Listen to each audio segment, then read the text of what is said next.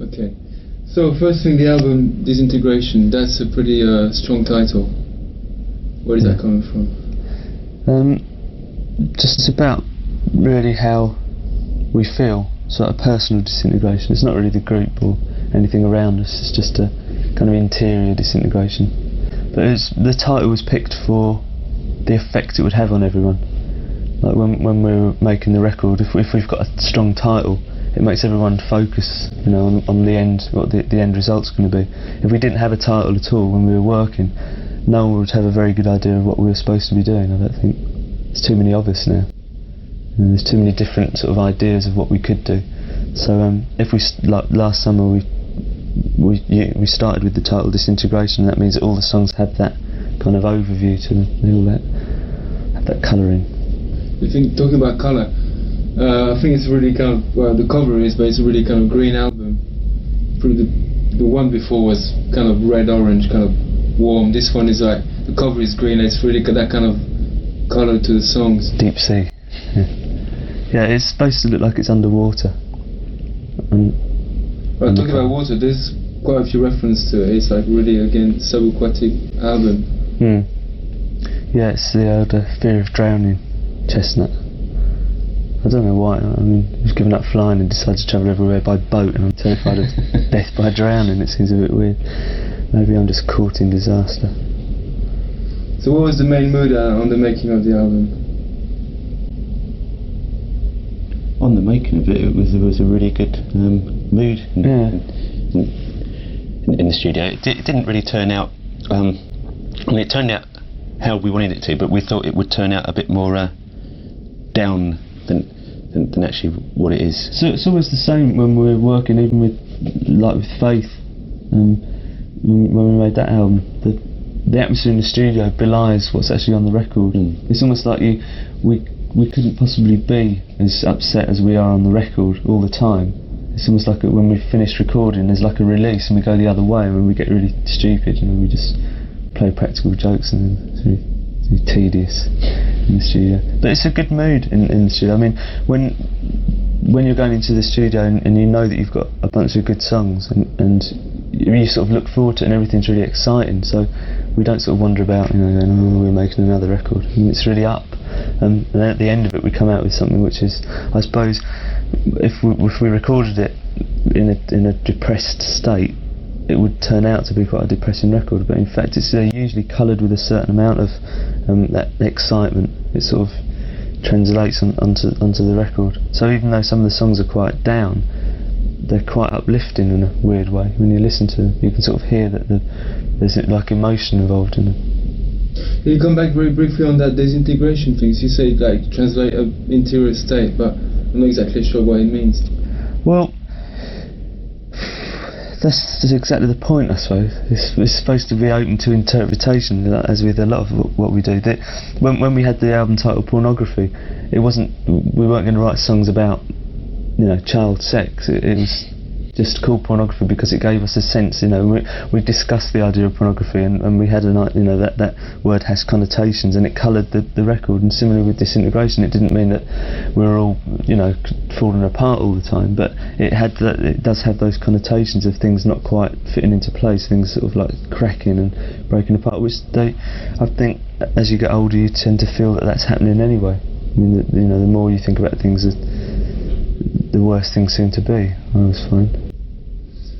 I mean, there's quite a few love songs in the album. There's one called Love Song, for a start. And then most of them deal with the subject of love, aren't they? Not really. I don't think they do. You're the second person that said that. I think that Love Song is the only song on the record that deals with love. I don't think any of the others do. They're like songs like Pictures of You and Last Dance are more their obsession and fixation. They're not really love. It's not love like in Love Song. Love Song's the only one that actually sort of is about the love that exists between two people in a real way. All the other songs, they're actually about the lack of love, if anything. But you talk about like things breaking apart and disintegration, but at the same time this summer you get married. You married your wife now. Yeah. So that's a pretty kind of solid statement in the same time. Is it?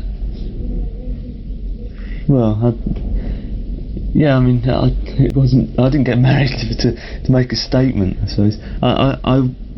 Both me and Mary wanted all our families to be together and everyone to be together and see again. That was the main reason for getting married. It was to actually have a day, a really emotional day that we would remember. I mean, the actual state of marriage, and I don't say too much about it. It doesn't really make any difference. It hasn't made any difference to either of us, I don't think. I mean, we've sort of known each other for 17 years. Getting married, we're hardly going to suddenly change. In fact, we waited until we knew that being married wouldn't make any difference until we got married. So it actually has nothing to do with that my mental state or Mary's. Something like that. And is the other people in the group share your visions on love, or love that doesn't exist, and all these kind of obsessions? On love that doesn't exist? I mean, like when you say the non-love song, the end, the love song in reverse kind of thing, like pictures of you and things like that. Is that this kind of vision you are shared by the group? Oh yeah, every lyric that Robert writes, I think every member of the band can sympathise with them and agree with them. Because I think they perhaps feel, well, I don't think all the group feels as strongly about my obsessions as I do. They're not as fixated as I am. Otherwise they'll all be writing the words and I could have a holiday. Right, so Lullaby. I tell you what, I heard the album twice. I haven't got it. I didn't read the lyrics, so I catch things. And there's all these things about Spider-Man. So what are you talking about there? Spider-Man. Obviously the Spider-Man is just like a kind of a bogeyman character, really. It stands for, it's symbolic of various things. I was trying to sort of disguise various phobias. It's just sometimes when your fear of going to sleep because you don't think you'll ever wake up again, that you have, particularly when you're young, you get, it's sometimes sleep can be really welcoming and it can be a sort of a reprieve from day-to-day life, and other times it can be, if you get into a pattern, which I've been in from time to time, of nightmares that you really dread falling asleep. It's actually like you try and keep yourself awake at all costs, and it's just about that. It's just about the last time that happened to me. But the Spider-Man's a very thinly disguised analogy of various phobias that I have. We tried to keep, to disguise them in the song. With the video that we've made with Tim, he sort of dragged everything out into the open as usual and made it all really obvious, and it's all full of like KY jelly coated furry holes and stuff like that. It's really disgusting, in fact, the video. So again, Tim again involved. The team doesn't move. No, it's the same as with working with Dave Allen on the recording side. I mean, they're there to interpret, I suppose, what we feel and what we want to put across to people. I think it would be difficult for any other director to get any kind of performance out of us. I think it's only because we've known Tim for so long that we can sort of communicate in sign language. I think I don't really think any other film director would last more than 10 minutes with the group in the studio anyway. Everyone would just disappear and go home if it was with Tim, I think. Well, the sound of the album is the overall sound. The impression I got is really back to basics. Simple. It's large. It's big, but it's really back to kind of basic sound, group sound. And the way the songs are written and stuff like that. Is it what was behind after the kind of baroque kind of albums and stuff, go back to serious? Yeah, I mean, that came with the title Disintegration. I personally wanted to be involved in a record that had a lot of depth to it and a lot of substance. I wanted to sing songs. I wanted to be able to sing some of the words that I'd written and sort of really get inside of a song again, like I did a few years ago. I mean, the Kiss Me album was supposed to be like a showcase almost of things that we can do, and it was like a record you would really listen to you could listen to with other people, and this record is really something that you listen to on your own, I think. It does have echoes of things that we've done before, and it dates back. Everything we do, I think, nods vaguely towards our history, but most of what we do is really simple. I think it's very rare that we ever do anything tricky. And generally the case, if you've got less on a song, it sounds like there's more. I mean, it's a cliche to say it now almost, but it is true that the more sparse a song is, not grander it sounds, but bigger it sounds. That your punk minimalist roots. Yeah. So I remember when I met you a couple of years ago, or a year and a half ago, something, for the Just Like Heaven video. Robert, you told me I'm gonna disband the Cure. That's it. I've had enough. Well, it wasn't said like that, but basically we were saying that we're gonna stop. I always feel like that after we've done any kind of project. Though I get very disillusioned very quickly with never sort of feeling that we've achieved anything. It's like I'm always discontent. So I always think we should, that we're not really getting anywhere. We're not doing anything. And also I'm like just dramatic by nature. So what brings you back to bass again? Well, I sort of miss it. It's like we didn't do anything for I don't know 6 or 7 months, 8 months even, before we all met up. And it's just we all met up and I say to the others, do you think we should do another record? And everyone goes, yeah. And we do, and everything just sort of picks up again. But I mean, eventually when we, like at the end of this sort of album, and when we've played, the concerts through the summer, that to me that'll be another end. I don't know. With this time, I suppose Lowell's not here this time, so there's been a change of sorts. That usually when I feel like that something does happen. There have been quite a few sort of backstage changes as well. With like when we go away, we've had the same person doing the lights for 10 years and he won't be there, and the same person doing the sound, he won't be there. So there have been a lot of changes, and this is the first record Roger's played on and actually contributed to musically, and Lowell won't be there and he's always been there. So there have been, they're not even really subtle changes, they're quite dramatic changes within the structure of the Cure world, which revitalises everyone. I think it sort of becomes exciting again, and we're doing something different, something new. So, but I'm always prepared for it to end. It doesn't keep going because it's out of control. It actually takes a real lot of effort to stir the monster that is the Cure nowadays. To actually get everyone together and to do something. And once everyone is together, there's like a real excitement. It's actually trying to get everyone out of bed to meet up. That is the basic problem nowadays. So what exactly happened to Lowell? Ask him. And what happened between you and him? It wasn't just me and him. It was everyone. It's something which it's been coming for a few years, really, about 2 years at least, since the Kiss Me album. Really, it wasn't. No one was really surprised in the group. I think the rest of the group was surprised that I actually went ahead and told him that he wasn't in the group, as he'd become such a fixture. But he just changed too much. He really changed. He's the only one of us, I think, that had been changed by the group in an adverse way. And obviously we've all changed, but sort of mentally and physically he's really suffering on it. It's in his own interest not to be in the group at the moment, as much as it is ours. So I took it, for example, about it's nothing patronising, isn't it? It's true. Places like France, went completely crazy a year and a half ago, and it's like you blew up the kind of Cure Mania, what they call Cure Mania there, with that double album that was quite abrupt. And then did you make a kind of a conscious step to kind of blow the whole balloon out? We always step away from things whenever that. It sounds very easy to say that. It's like we could do better, but we don't want to. But it is actually, it's true in our case. There's so many things that we don't do that we should do to kind of establish ourselves even more and to capitalise on what we do. But really the idea of that kind of overwhelming fame in a way, not that it's very likely we would get it, but it has too many disadvantages, and we've been doing it too long to be taken in by the sort of the veneer of fame and what it brings, because all it brings is trouble, really. It brings heartache. You can't do anything ever again without people criticising you, basically, and looking at you all the time. What did you learn about France having that over those last few years? That they're not quite as good at cooking as they claim to be. I don't know. We don't. I suppose it's the paradox of what we do is that the more we go to a place, the more popular we become, the less we see it.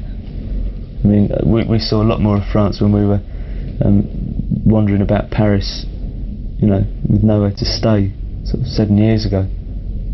I knew a lot more French in those days. I knew a lot more French people in those days. I mean, now it was a bit surreal the last time we were in France. We couldn't really do anything. It's like if you just want to go to, just go out and look at something, you're being looked at. It's a very weird way to live, and that's mentally a severe disadvantage of being too well known. But yeah, I mean, we haven't done anything for over a year because I suppose we've got so much control over what we do now that we wait until we're ready to do something. I mean, because it does take such an effort to get everyone together and to actually start the whole thing moving again, that has to be a very good reason for it. So in France, we're basically residing in the Where Are We Now files. Yeah, I mean, they've probably forgotten all about us in France by now, so we can start again. So you didn't feel after all that to do, like doing a very hard album, like harder album that this one is? Well, I think when we were talking about it last year, I was saying that I wanted to do a really hard album, but you can't ever. I mean, with the way that we work and the way that things turn out, you can't dictate the music to that degree. It would take all the fun out of doing it. I mean, it would have been easy to have laid down, like tracks and used very heavy rhythms, but if that's not what everyone feels when you're in the studio. I mean, when we're in the studio, we have guidelines of what we're going to do, and then we play, and that's how it turns out. I mean, that's the idea of being in a group. The idea of being in a group isn't to make a record that you feel will somehow promote your image or change your image or something. That's what you want to be seen as. I mean, whatever we've done through the years, we've done because that's what we want to do. And sometimes it's worked and sometimes it hasn't. I mean, it's that side of it. If you start to control every aspect of what you do, you lose all the sort of the spark of originality, really. I mean, if we thought to ourselves, right, we're going to make a concrete music album, and we didn't really want to, it'd be a complete waste of time. Spiritually, it'd be a complete waste of time. It'd be something that you live with and you didn't really want to live with. So it's a sort of it's a softer album, I suppose, because that's how we felt. Let's talk about the England again. You got that kind of really weird relationship. It's like there's a lot of the whole international press comes to see you. It's like the English press doesn't want to talk to you. It's completely uncool to talk about the Cure. Although I think it's swinging back the other way now, because I've just done an interview with the NME, so I think we've broken through that credibility barrier once again. And they said in January that it's about time the Cure were hip again, or something like that. So I think really that the English media does have a problem with a group like us, because we don't fit in and we don't go away. I mean, they just find us really irritating. I can understand why, because we've sort of disregarded everything, and so we're still able to do what we want. So we're sort of we irritate people, and I think the foreign media don't really see us in that way. They just see us as a group, and they take us at that sort of face value. But I mean, the English media are like that to most indigenous English groups. You have to have you have to be championed by someone to succeed in the English media, and we don't really. I mean, our champions are like they're subnormal basically, so they don't really. You've been listening or getting involved in all the dance music that's been suddenly taking over the indies over the last year and a half or something, namely acid house, but basically the indies shifted to the dance floor a lot, and a lot more going there. You've been getting into that? No, I personally haven't. No, I can't dance, so it doesn't make much sense to me. I like some of it. I mean, Mary dances, so she gets dance records and things, and tries to teach me how to dance each week, but I still can't. No, fiction sort of got involved through Chris Parry with quite a lot of that. Particularly Detroit and Chicago house music, but if we talk about the English side, the acid side, they basically used all recipes that you kind of brought out. Yeah, I mean, we were. I met a couple of people that were a few months ago that were running some of the hippest clubs, and Bill was. Now they were just getting involved in some of the groups that Chris Parry was looking after, and we were apparently played at a lot of acid clubs, which I don't suppose surprised me, but I thought it was strange that I didn't feel any kind of affinity for the music, and yet they were playing songs. They were sort of mixing in 100 years with various different beats and stuff, and we were considered to be a very hip acid band at one point. So I suppose we are really. So what do you feel affinities to? I don't know, but I suppose of the indie bands, people like All About Eve, I'd prefer to listen to than dance music. I suppose this is age creeping up on me again. I prefer. I've always liked things that have got tunes to them. It's like really old-fashioned. I've always been aware of it. So it's been from time, depending on what year it is, it's either fashionable or unfashionable. But I actually like songs. Even when we try and write songs that are hard, they always end up with something you can sing. So it's like I don't know if it's cursed or blessed. Everything that comes out of the group seems to have a melody, and everything I like seems to have a melody. It's very rare that I like a song that's based on a rhythm, purely and simply on a rhythm. And you didn't get involved really. A minute and a half left on this one. Yeah. Okay, last question. You didn't really get involved on all of what the adult group did over the last 2 years. All the big do's now it's ARC, it's been Mandela Day, it's been all those kind of things. All the people who've been going on for quite a few years now, they gather in this kind of meeting. Please don't imply that we're adult rock. Oh God. No, it's just the fact that I know. in that category of people who've been going on for more than 10 years. Yeah, but we're not though, really, are we? Because if you ask them, they would throw up their hands in horror at the idea of being lumped in with the Cure. And if you ask people that are younger than us, they throw. The thing is, it's still when we started, there were always groups like Bros, and there was always people like Queen and Elton John, and there still are, and we're still here. We're always outside of all that, and it's nothing to do with how long we've been going or age. It's entirely to do with attitude, and our attitude is still the same. It's still based on the lines of anyone can do it, and if you do it, you should do it well. We still despise as many people as we used to. Probably more, because there's more dross about it, seems to me. I can't really see us with our arms around Bob Geldof and Paul McCartney somehow. Oh, go on. Okay. Yeah, that's fine. Run out. Fine. Plenty there. Yeah, they never ask us anyway. Didn't they? No, they never get asked to do anything like that. Would you have gone thing like Mandela? I don't think so, no. I don't think it's we're not asked for a reason, I think. People just don't like us. But I don't really I'd rather do things that, on our own terms, which we've done, or do things individually outside of the group, than getting involved with people like that. It all seems a bit